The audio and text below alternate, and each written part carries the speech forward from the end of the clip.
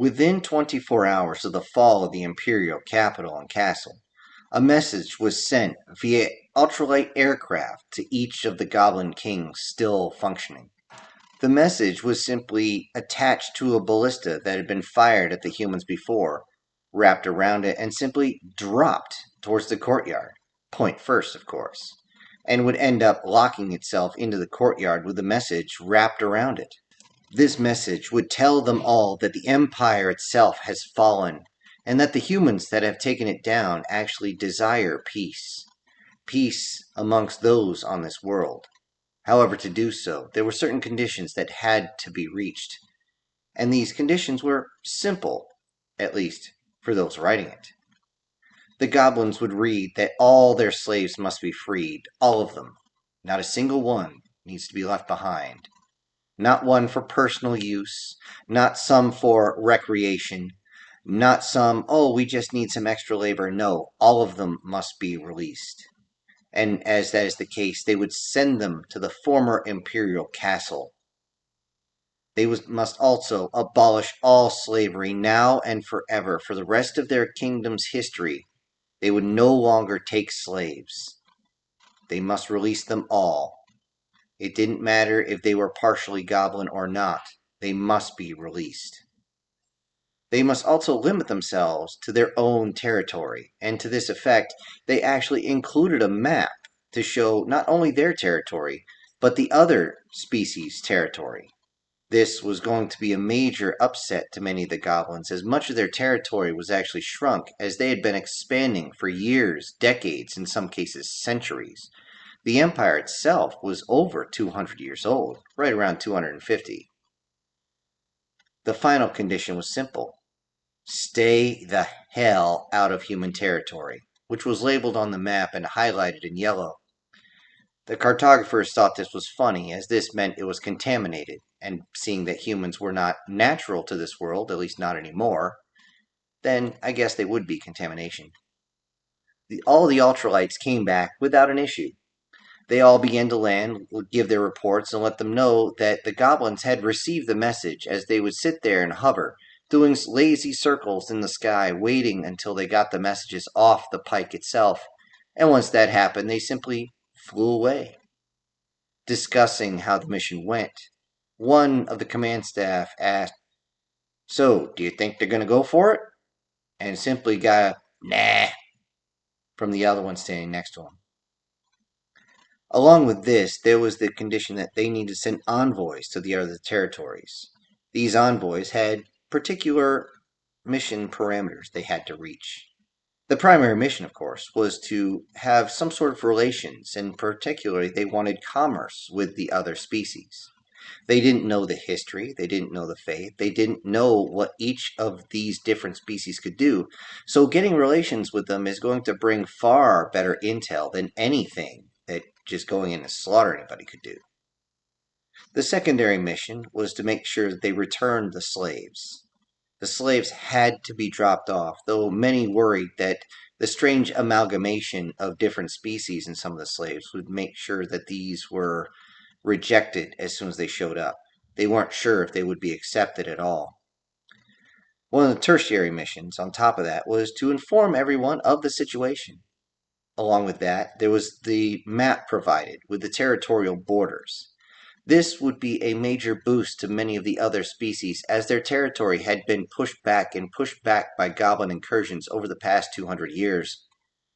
This also allowed many of them to bring back much of their ancestral land.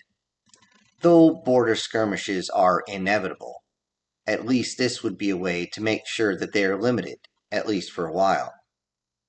The final mission they had was to assist anything that these species needed. It was some sort of medical, maybe financial. They had already raided a whole bunch of treasure chests. Maybe they needed transportation. Whatever they needed, the humans were ready to help. The envoys would actually arrive at the elves first, as they were the closest territory to where the humans were. It was surprising to everyone. They figured elves would be extremely good fighters, be able to hold the goblins back, but apparently not. Though looking at the elves themselves with their extremely thin frames, it was very easy to see how they could be overrun by any of the goblin soldiers they might have, as the goblin soldiers themselves stood extremely tall and were surprisingly durable, at least until modern firearms came and said, "Hello." When speaking to the elves were ecstatic, extremely happy to know that they would be getting their people back. Along with that, they were told that they could have relations, and by that it meant commerce. And of course, this raised all their ears and eyebrows at the same time. They wanted good relationships with the humans as such powerful force at this point that they even offered their princess to marry the human king. They were a little surprised to find out there was no such thing as a human king, at least not on this side. They offered to bring their daughter all the way to the other side, to Earth, to actually be to the human king. And then they had to be informed there is no such thing as a human king. There are kings, but they hold very little territory. This again threw the elves off a little bit. And the fact that they were basically refusing the princess sent her into a little bit of a depression. Though many of those in the envoy were actually breathing a sigh of relief when the Elven King finally agreed to the terms that he didn't have to give up his daughter, his 10-year-old daughter. There was still a request, though, after everything. The request was simple. It was to help push the remaining goblins out of their new territory. They knew that just going up and speaking with the goblins is not going to do diddly squat. So, what'd they do? They brought in their air support. A couple rocket pods being fired in their directions is enough to get those scrawny little green butts moving, straight back to their own territory. Eventually, they'd head back to a goblin town inside their own territory and receive word of the territorial borders. With this, as soon as they verified that the area was clear, any of the bridges that the elves or whoever else they were talking to didn't want were immediately demoed. Throughout the land, as humanity spread out to talk to all the different races out there, the dwarves, giants, pixies, or frays if you want to call them that, the kitsune, the lizard men, all of them made very, very similar deals. In fact, they'd been so tired of dealing with the goblin expansion that they just wanted peace. Peace, time to lick their wounds, to raise their kin, just just anything to get away from the shamans, get away from the potential slavery. The sound of chains was enough for many of them to just freak the hell out. So it was not pushed. And with that, commerce was made, but they would have to wait a little bit, as the next surprise was coming. Approximately 2 weeks after the messages were dropped, the first group of slaves arrived. They looked like shit. It was like a scene out of The Walking Dead, and immediately it got everyone's attention. Video was taken of them for the civilians back home to see what everybody was dealing with on this side of the gate, on this planet. And many of them were having to deal with human losses for the war against the goblins. But now they could see why humans were willing to fight and sacrifice so much. Many of those walking in were barely even moving, so emaciated, so dehydrated, in some cases missing pieces, fresh scars that had barely even started to close. Many of the humans that ran up to try and help immediately started getting dizzy. Those who had not spent at least 3 months on this side of the gate learning how to control their abilities lost control and immediately dropped. They were grabbed and dragged to the rear as soon as possible. Many of the slaves couldn't figure out what the hell was going on. However, they found out very quickly. As they began to walk in with the rest of the humans, they found not only humans, but their own kind. An amalgamation of different freed slaves coming to help them. For a week, they were healed, not only by human energies, but also human technology. They were fed. They were clothed. They were housed in the best housing they could find. Many of them had not actually slept on anything but a ground floor in ever. A few of the youngest that were there, some that had to be carried, and one who was just an infant who was just barely hanging on. They were amazed. The infant itself, this made headlines, as every human there started running towards them as soon as the medic started screaming out, "There's a baby here! There's a baby here! I need help! I need support! I need your power! Hurry up!" They ran over and tried to dump as much energy into this child as possible, saving this child's life. It was amazing to see the child suddenly get color back in its cheeks and then open those deep blue eyes just before 5 humans drop to their knees and start gasping for air. They realized they had to get away, and thankfully another group, this time of non-humans, grabbed them and ran them back to the medical tent so they could at least get some IVs, at least get some nutrients in them before they completely went into cardiac arrest. Once they had found out exactly where these slaves had come from, another message was sent. It was pretty clear to see, even though this was a large group of slaves, these were slaves they had had for a long time, especially since there was very few in the matter of young females. There were females, of course, either excessively young or those that had somehow managed to survive all the treatment they were given. They knew that these goblins were holding back, and they were warned, "Don't even think it. We will come and take them by force if need be." With that, it was surprising that even more slaves arrived, but this time from other kings. Only about 20% of the kings actually complied, but this brought a massive amount of former slaves in. As it turned out, for every one of the goblins, there was at least 4 slaves. In some of the larger cities, 5, 6, 7. It was absolutely insane to think that they were actually holding this many in chains, in bondage, and things didn't just turn around and be very bad for the goblins. Only the weakest kings would comply fully.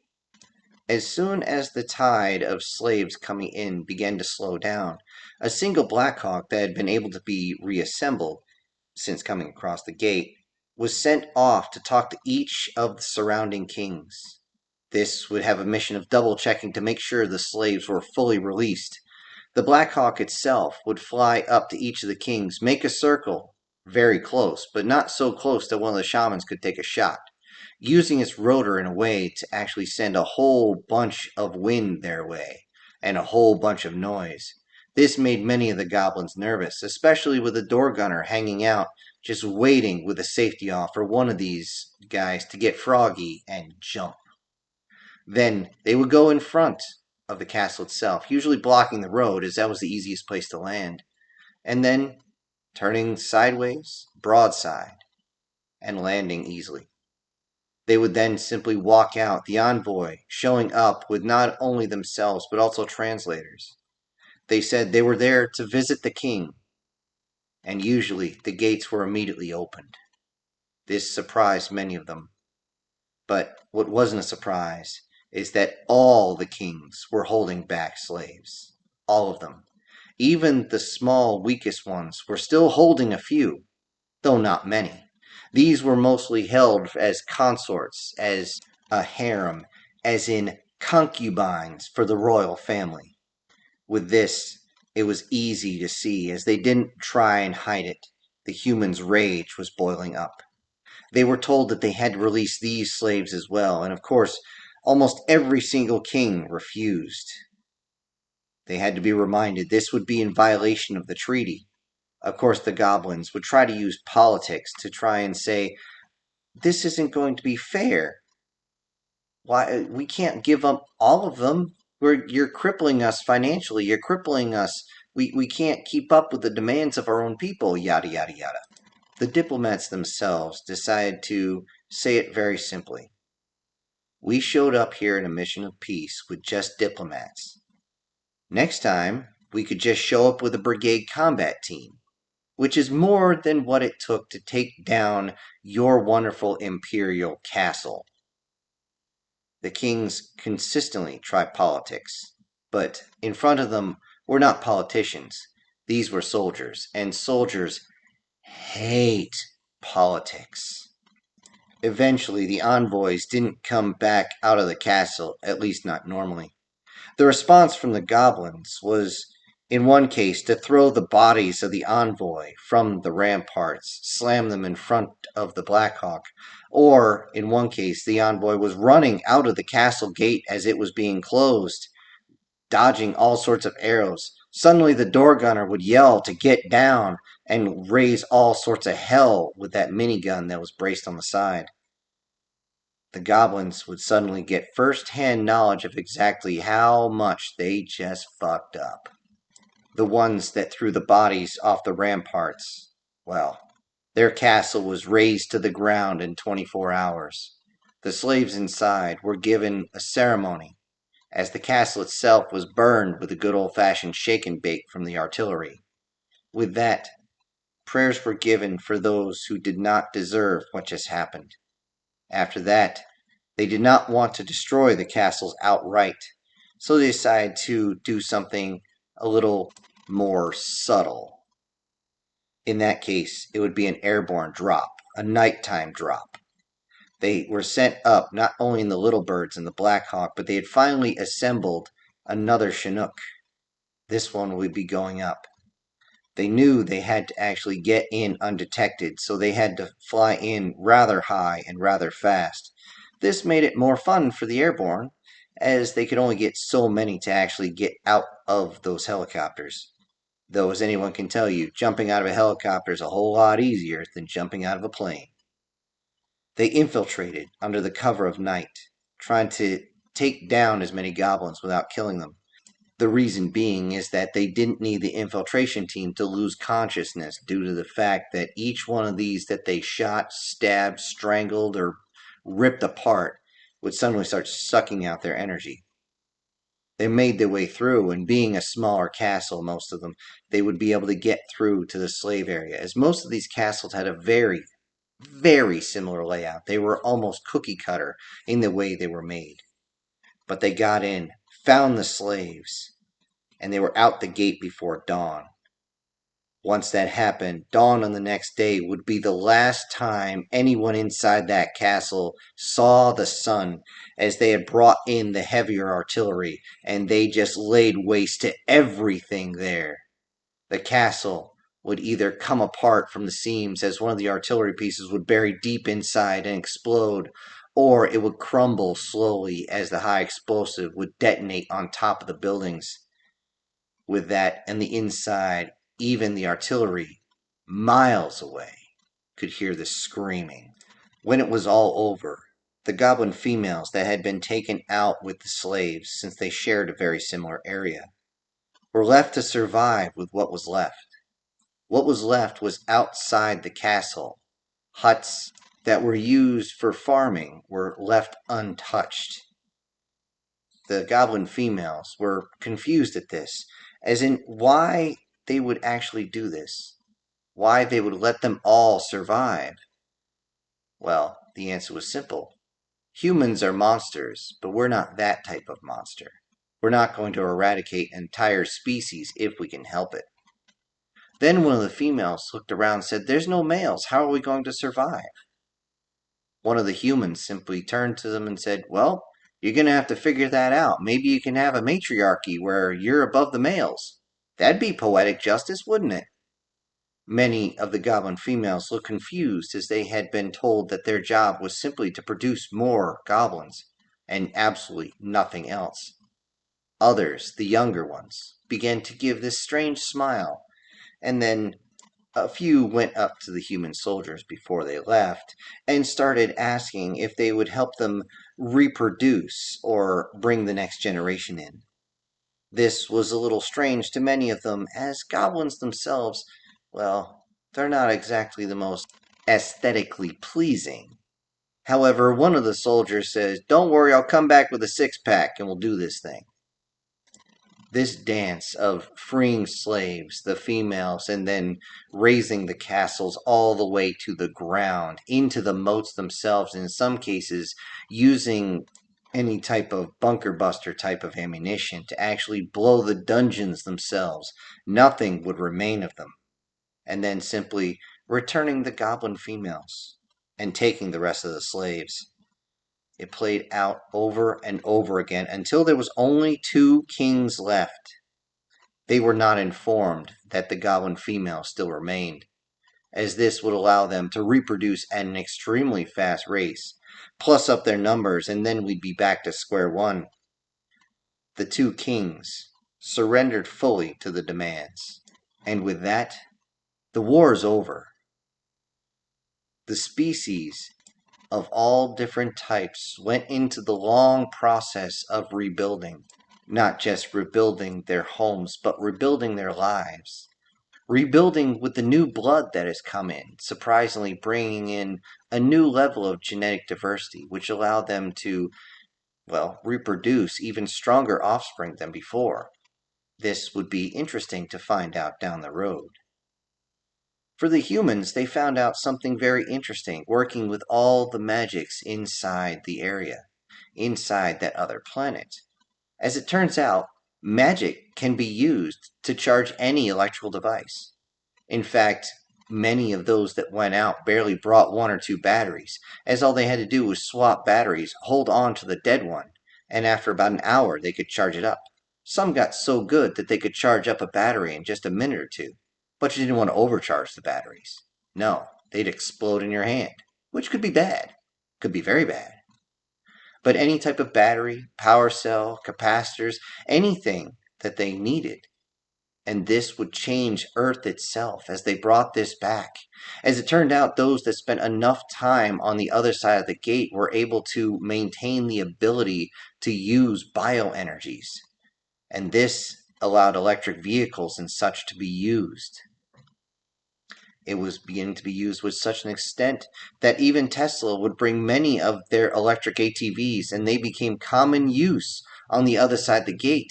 So common, in fact, that it was normal to see them lined up in front of a building like a biker bar during a 3-for-1 beer sale or something like that.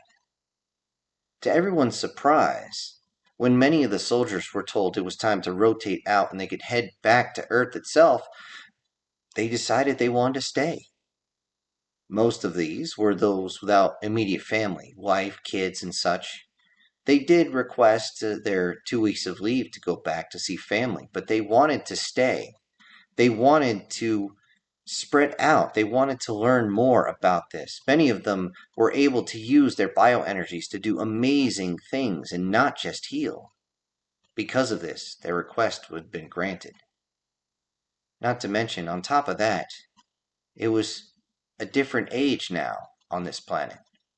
After all, to the humans, it's a strange new world, and they needed to explore it. Besides, we gotta dispel this really old and stupid idea that humans are low energy.